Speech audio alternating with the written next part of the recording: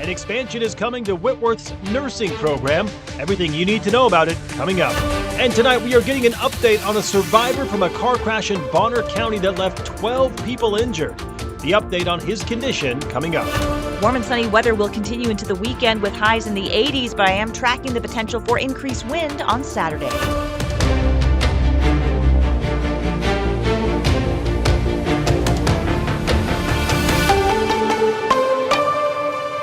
Good evening and thank you for joining us for KREM 2 News at 5 tonight.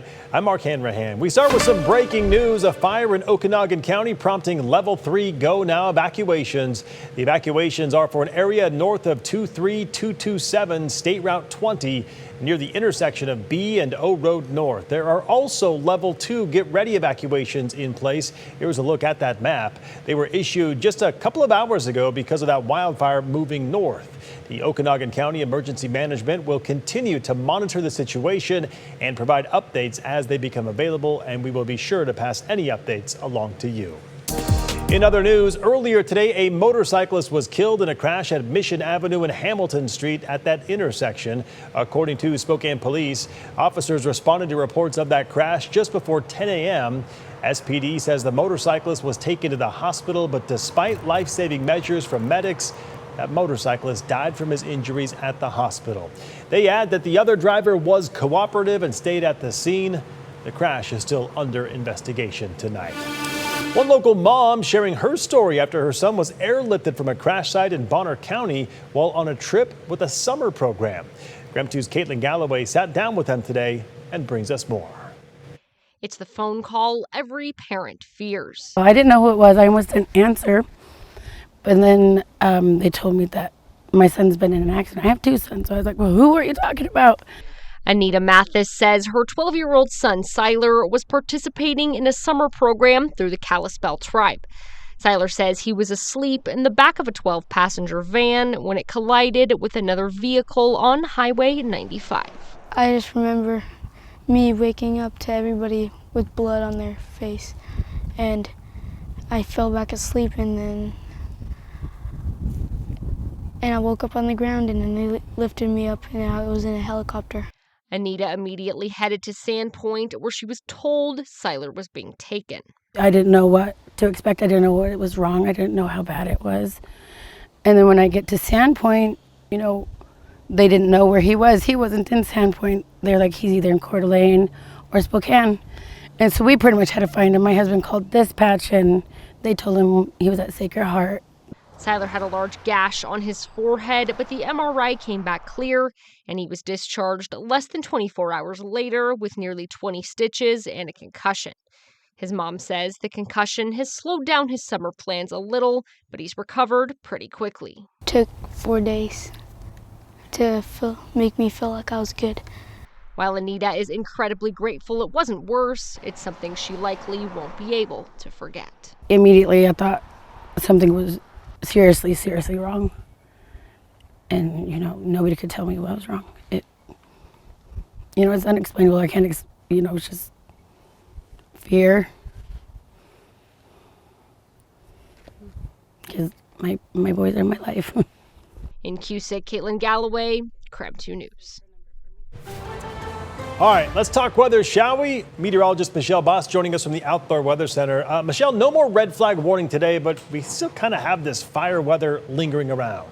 Yeah, we just kind of have to be vigilant because the winds are down a little bit, but it's still kind of breezy out here, and we're really not getting a break from the hot and dry conditions. In fact, still seeing some 90s up there, lower 90s in Omak, 90s through Wenatchee, Moses Lake, Othello, and Richland, and pretty warm out here in Spokane and Coeur d'Alene, 87 in Deer Park, and in the lower 90s in Pomeroy and Lewiston. As far as winds, still kind of seeing that steady breeze, 10 to 15 miles per hour. We have had gusts in the 20 to 25 mile per hour range, seeing some gusty winds in Spokane and out towards Wenatchee. We do have a new fire weather watch. This is for Saturday. Even though the winds have come down just a little bit today, we're expecting them to increase again on Saturday, and so may even see this fire weather watch expand and eventually see some red flag warnings again for the first half of the weekend. But otherwise, just dry and sunny conditions out here. I'm enjoying soaking up the sun right now and the warm weather. Looks like clear skies for this evening, clear skies overnight. We'll start off tomorrow on a mild note right around 60 degrees, headed towards the upper 80s.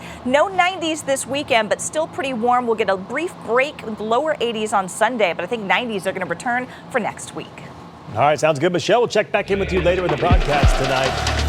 All right, let's take a live look at the Gonzaga campus right now, where the university is currently unveiling their new basketball strength and conditioning center.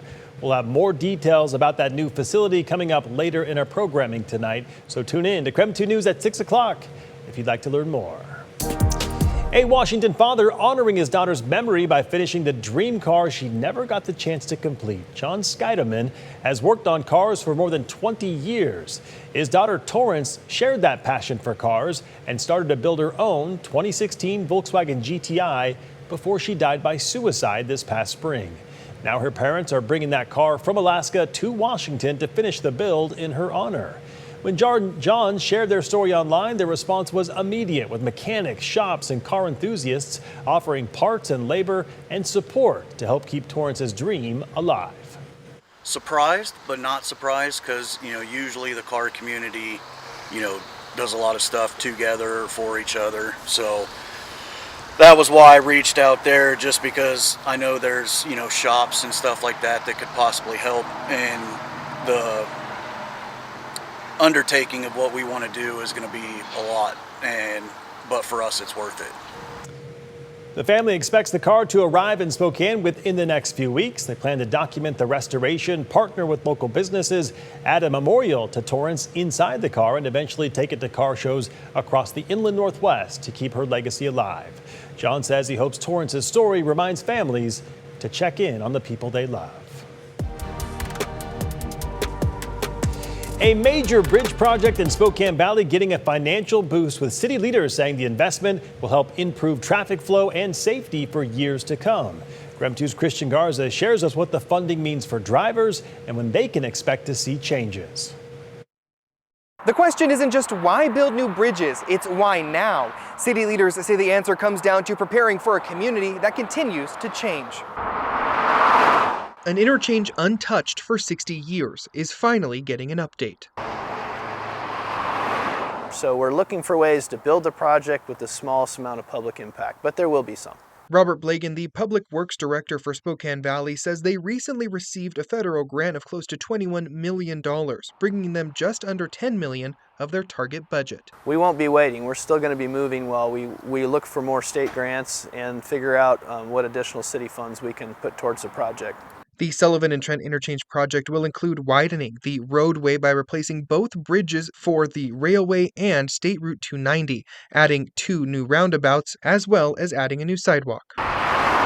Blagan says the project aims to cut down on the amount of congestion for both freight drivers and commuters. He says traffic operations have a level of service of F during rush hour, which is the worst rating. According to WashDOT, the current bridge over Trent Avenue, built back in 1960, is rated the lowest level. We have a lot of jobs, thousands of jobs, a lot of freight, and just people trying to go from point A to point B and to get to the school district buildings just north of the interchange. Industrial park and large businesses are concerned about the congestion at the interchange.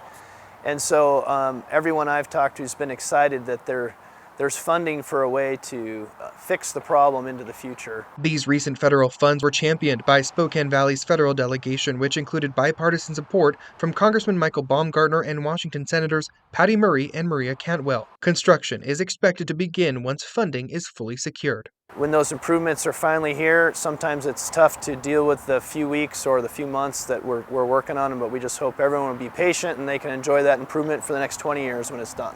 City leaders say the final design phase of the project should be finished by this time next year. In Spokane Valley, Christian Garza, KREM 2 News. When we have more nurses to take care of our patients, that's more eyes, more hands, and different perspectives. There was an expansion coming to Whitworth University's nursing program. What you need to know coming up. And earlier today, Spokane Public Schools and Spokane Parks and Rec kick off the first phase of Together Spokane. More details after the break.